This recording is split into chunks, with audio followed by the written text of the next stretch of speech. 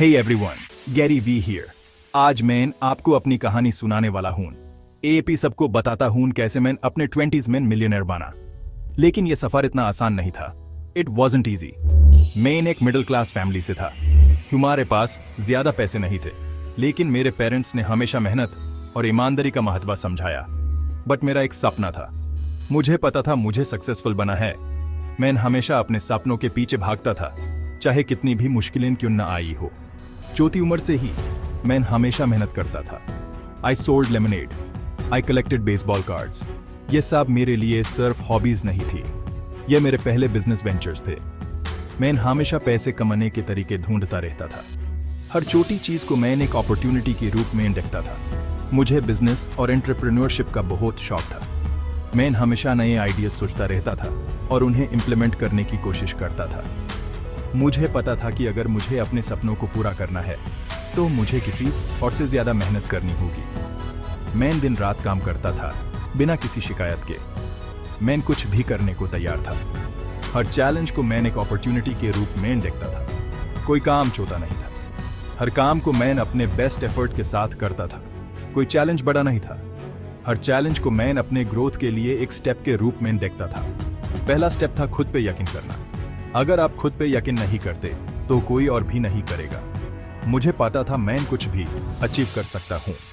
मैं अपने गोल्स को क्लियरली डिफाइन करता था और उन्हें अचीव करने के लिए हार्ड वर्क करता था। और आप भी कर सकते हैं। आपको सिर्फ अपने सपनों पे विश्वास रखना है और उन्हें पूरा करने के लिए मेहनत करनी है। Remember, success is not an overnight journey, it's a marathon, not a sprint. So keep pushing, keep hustling and never give up on your dreams. आपको बड़ा सोचना होगा। सपने देखने से मत घबराओ। आपकी सोच ही सब कुछ है। अगर आप खुद पे यकीन करते हैं तो कुछ भी पॉसिबल है। बहुत से लोग खुद को लिमिट कर देते हैं। वो छोटा सोचते हैं। उन्हें अपने पोटेंशियल पे यकीन नहीं होता। लेकिन आप अलग हो। एपी ग्रेट थिंग्स के लिए बने हो। अपने गोल्स के बारे में सोचो, उन्हें लिखो, खुद को उन्हें अचीव करते हुए इमेजिन करो। ऐसे ही आप अपने सपनों को हकीकत में बदलते हैं। याद रखो, आपकी सोच ही आपकी सबसे बड़ी ताकत है। एक पॉजिटिव माइंडसेट रखो, खुद पे यकीन करो और कभी भी अपने सपनों को मत छोड़ो। मैंने अपना एंटरप्रेन्योरियल जर्नी जल्दी शुरू कर दिया था। जब मैं स्कूल में था तभी से मुझे बिजनेस का शौक था। मैं अपने आइडियाज को रियलिटी में बदलने के लिए हमेशा एक्साइटेड रहता था। मुझे पता था कि अगर मैं अपने सपने को पूरा करना चाहता हूं तो मुझे हार्डवर्क और डेडिकेशन दिखानी पड़ेगी। मैं हमेशा हसल करता था। दिन हो या रात, मैं अपने गोल्स को अचीव करने के लिए काम करता रहता था।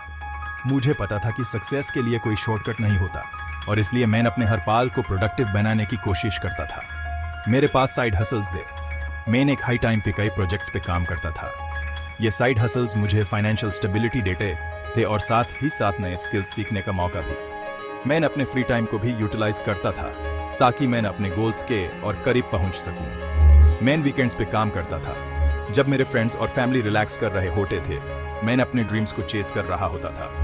वीकेंड्स मेरे लिए एक्स्ट्रा टाइम होते थे जिसमें मैं अपने प्रोजेक्ट्स पे फोकस कर सकता था और अपने बिजनेस को ग्रो कर सकता था। पैसे कमाने के लिए मैं कुछ भी करता था। मैं हर अपॉर्चुनिटी को ग्रैब करता था, चाहे वो कितनी भी छोटी क्यों ना हो। हर डॉलर इंपॉर्टेंट होता था और मैं उसे अपने गोल्स के लिए यूज करता था। मैं अपने रिसोर्सेज को मैक्सिमाइज करता था और हर पॉसिबल वे से इनकम जनरेट करता था। मेरी पहली जॉब्स में से एक थी मेरे फैमिली के लिकर स्टोर में काम करना। यह जॉब मेरे लिए एक लर्निंग एक्सपीरियंस था।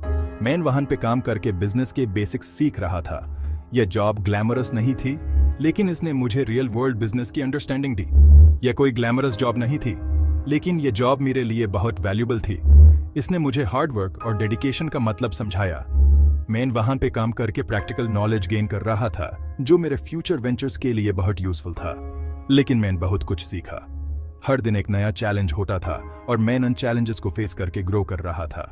यह एक्सपीरियंस मेरे लिए प्राइसलेस था क्योंकि इसने मुझे बिजनेस की रियल वर्ल्ड कॉम्प्लेक्सिटीज को समझाया।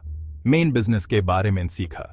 मैं वहां पे काम करके बिजनेस ऑपरेशंस, कस्टमर सर्विस और इन्वेंट्री मैनेजमेंट के बारे में सीख रहा था। ये सब स्किल्स मेरे फ्यूचर एंटरप्रेन्योरियल वेंचर्स के लिए बहुत इंपॉर्टेंट थे। मैं कस्टमर सर्विस के बारे में सीखा। कस्टमर्स के साथ इंटरैक्ट करके मैंने उनकी नीड्स और एक्सपेक्टेशंस को समझा। यह स्किल मेरे लिए बहुत वैल्यूबल थी, क्योंकि कस्टमर सेटिस्फैक्शन किसी भी बिजनेस की सक्सेस के लिए क्रूशल होता है। मैंने मेहनत करने के बारे में सीखा। हर दिन मैंने अपने बेस्ट एफर्ट्स डालता था, चाहे जॉब कितनी भी टच क्यों ना हो। यह डेडिकेशन और कमिटमेंट मेरे लिए एक स्ट्रॉन्ग फाउंडेशन बन गया, जो मेरे फ्यूचर सक्सेस के लिए एसेंशियल था। हर एक्सपीरियंस एक सीखने का मौका होता है। मैंने अपने हर जॉब और प्रोजेक्ट से कुछ ना कुछ नया सीखता था। यह लर्निंग प्रोसेस कंटिन्यूअस था और इसने मुझे एक बेटर एंटरप्रेन्योर बनाया। अपने हाथ गंदे करने से मत घबराओ, हार्डवर्क से ही सक्सेस मिलता है। मैं हमेशा रेडी रहता था अपने हैंड्स ऑन एक्सपीरियंस के लिए, क्योंकि यह मेरे लिए ग्रोथ का एक इंपॉर्टेंट पार्ट था। सबसे इंपॉर्टेंट चीज है अपनी स्किल्स और अपनी वर्क एथिक बनाना। स्किल्स और वर्क एथिक हाई आपको लॉन्ग टर्म सक्सेस डिलीट हैं। मैं हमेशा अपने स्किल्स को इंप्रूव करने और अपने वर्क एथिक को स्ट्रॉन्ग बनने पे फोकस करता था। याद रखो, आप जो भी डॉलर कमाते हैं वो आपके गोल्स की तरफ एक कदम होता है। हर डॉलर आपके ड्रीम्स को रियलिटी बनने में हेल्प करता है। इसलिए हर अर्निंग को वैल्यू दो और उससे वाइजली इन्वेस्ट करो। तो मेहनत करो, फोकस्ड रहो और कभी भी कंपटीशन से ज्यादा काम करने से मत घबराओ। हार्ड वर्क और फोकस ही आपको आपके गोल्स तक पहुंचाएंगे। अपने ड्रीम्स को चेस करो और कभी भी गिव अप मत करो। इन्वेस्टिंग वेल्थ बनाने के लिए बहुत इंपॉर्टेंट है। मैंने जल्दी इन्वेस्ट करना शुरू कर दिया था। मैंने अपने पैसे स्टॉक्स, म्यूचुअल फंड्स और रियल एस्टेट में लगाए। इन्वेस्ट करने से मत घबराओ, अपनी रिसर्च करो, छोटा शुरू करो, सीखते रहो। वाकुटी के साथ आपके इन्वेस्टमेंट्स बैड हैं। रियल एस्टेट एक बहुत अच्छा इन्वेस्टमेंट है। यह एक टेंगेबल एसेट है। इसकी वैल्यू बढ़ती रहती है और यह पैसिव इनकम जनरेट कर सकता है। याद रखो, इन्वेस्टिंग एक मैराथन है, स्प्रिंट नहीं। पेशेंट रहो, डिसिप्लिन्ड रहो और अपनी वेल्थ को टाइम के साथ बढ़ते हुए देखो। Section 5, never stop learning skills for success. दुनिया बदल रही है, आपको अडेप्ट करना होगा। आपको नई स्किल्स सीखनी होंगी। बुक्स पढ़ो, ऑनलाइन कोर्सेज करो, सीखना कभी बैंड मत करो। मैं सेल्फ एजुकेशन में बिलीव करता हूँ।